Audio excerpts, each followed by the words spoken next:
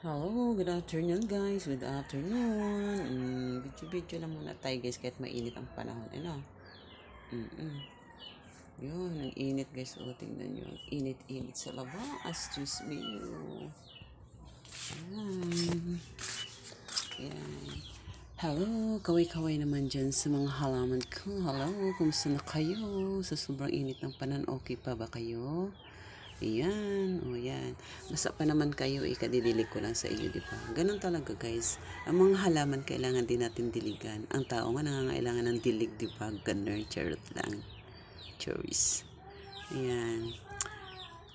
Ganun lang. Kailangan din natin sila painumin ng tubig kasi nangangailangan din sila ng tubig kasi although basa pa naman siya kasi nadidilig ko lang yan ng nakaraang araw. Nakaraang araw pa?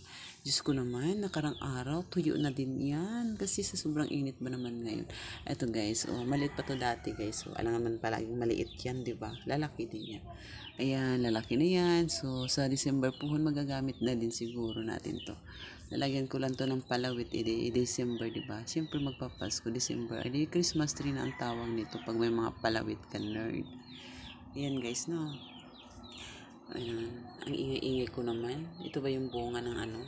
Ng init ang panahon ngayon. Diyos ko naman. Ayan guys, ito, buhay na sila. Anong tawag nito guys? Sabi nila, ano daw to? Basta ganun guys, may tawag sila nito. Ayun, ang alam ko, manage tree yan guys. Manage tree yan. Ito, ewan ko anong tawag nito guys. Hindi ko alam pangalan. Yan lang guys. Diba? Yan, buhay na sila guys. So, yan. Hello, hello, hello. Hello, hello muna kayo. Hello, hello, hello, hello. Yan guys.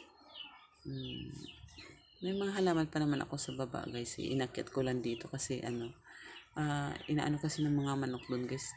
Nasisira at ginagalaw nila guys. Kaya inakyat ko na lang muna dito sa taas. Yun, ganun lang. Hanggang dito na lang muna tayo guys. Bye-bye.